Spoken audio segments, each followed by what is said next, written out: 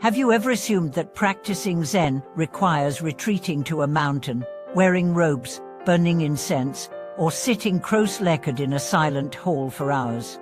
Have you been surprised when someone tells you that Zen is just eating when hungry, sleeping when tired? Could something so profound really be that simple? Welcome back to our channel, a place where we strip the mystique of spirituality and reveal the truth that may already be living in your day-to-day life. Today we are going to explore a question that might completely change your perspective on enlightenment. What if Zen is not something you begin, but something you return to? Zen is not an escape, it's a return. A return to what is most basic, most true, most unsakably real. And no, it doesn't begin in a monastery. It begins right where you are. Let's look at this through a lens both ancient and accessible. When the great Buddhist teacher said Zen is eating when hungry and sleeping when tired, he wasn't dismissing practice, he was distilling it. He was pointing to a kind of clarity that doesn't need to be earned through complicated methods. Instead, it's rediscovered by simplifying everything, by stripping away the filters of judgment, distraction, and expectation that cloud our experience of the present moment. Imagine this: you're eating dinner. The food is hot, fragrant, rich in flavor. But instead of tasting it, your eyes are on your phone. Or your mind is reliving a meeting from earlier today. Or maybe you're anxious about tomorrow. Physically, you're chewing, but spiritually, mentally, emotionally, you're elsewhere. This is how most of us live, disconnected from our senses, lost in timelines that don't exist. But what if eating was enough? What if you let each bite be complete? That's Zen. Now think about how you sleep. Not just the act of lying down and closing your eyes, but the mental chatter that continues, the to-do lists, the regrets, the spirals. The body rests, but the mind keeps running. In Zen, true rest comes not from exhaustion, but from surrender, from letting go of needing to be somewhere else, someone else, or something else. This is the heart of Zen. It's not that you have to add something new to your life, it's that you start subtracting. You stop adding complications, and instead let things be what they are.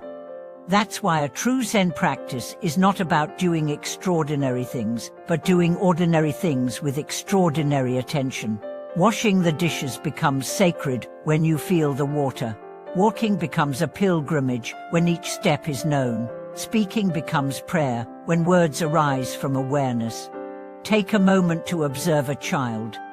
They can be utterly present with a toy, a bug, or a cloud. They don't calculate the past or strategize the future. They are where they are. Zen, in many ways, is the art of returning to that simplicity, not childishness, but childlikeness. A conscious innocence, a presence that doesn't need embellishment.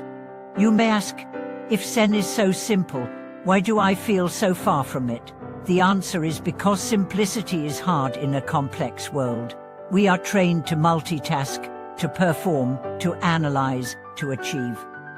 Everything around us rewards distraction. But Zen is not anti-effort, it's about refined effort. The kind that doesn't grasp, but releases. The kind that doesn't build, but clears. Let's share a story.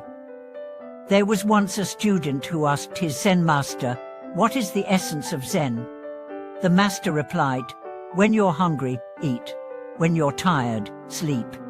The student protested, "But everyone does that." The master smiled, "No, they don't. When they eat, they think of 100 things. When they sleep, they dream of 10,000. That's the difference. Zen is not about what you do, it's about how you do it. You can walk to work in a Zen state. You can drink coffee in a Zen state. You can type an email in a Zen state. The practice is not in the posture, it's in the presence. Another common misconception is that Zen is supposed to eliminate all thoughts. But real Zen doesn't suppress thoughts. It simply changes your relationship to them. You don't have to fear or fight your mind. You just stop believing everything it says. You let thoughts arise and fall like clouds in the sky. You remain the sky vast, unfake and silent. There's a quote from a Zen teacher that says, "You can't stop the waves, but you can learn to surf." Zen doesn't promise a life without emotion, conflict, or confusion. It promises a way of being that lets you ride those waves without drowning. You might be wondering, so how do I start? The answer is deceptively simple. Start by noticing. Notice when you breathe. Notice when you eat. Notice when you walk. Just notice. Bring your full awareness to the sensations, the textures, the breath moving in and out. This isn't about judgment. It's not about making every moment perfect. It's about letting every moment be enough. And don't make the mistake of believing Zen means passivity. It doesn't mean giving up goals or abandoning the world. It means engaging with the world without clinging to it. It means loving without grasping, working without burning out, living without losing yourself. Even conflict becomes different in Zen. It's not about suppressing anger. It's about seeing it, feeling it, and letting it move through you without controlling you. You can still speak your truth, but not from a place of ego, from presence, from clarity, from compassion. Let's look at a modern example. Take Mai, a software developer. She discovered Zen during a burnout. Instead of quitting her job or escaping to a monastery, she started waking up 10 minutes earlier to sit in silence, just 10 minutes. She learned to eat her lunch without scrolling. She walked between meetings with her phone in her pocket. She didn't change her life, she changed how she lived it. Over time, her anxiety lessened. Her joy deepened. She didn't become someone new, she returned to who she was. This is the quiet revolution of Zen. It doesn't need a robe or a temple. It needs a breath, a pause, a choice to return to now. Zen also teaches us that enlightenment isn't a final destination. It's the recognition that nothing needs to be added to what already is, that the sacred is in the mundane. That you can wake up in the middle of a traffic jam or while folding laundry. Enlightenment isn't a mountaintop, it's the soul under your feet. When the great masters say nothing to attain, they mean it literally. You don't become holy. You remember that you already are. You don't reach peace. You remove the barriers that obscure it.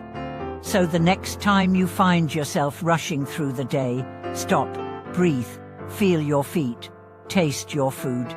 Look into someone's eyes and really see them. That is Zen. Not somewhere else, what someday, but here, now, always. Thank you for watching this video. If you've had moments where Zen found you in the middle of daily life, share your story below. Let's rediscover the extraordinary in the ordinary, together. Don't forget to subscribe, like, and stay with us on this mindful path.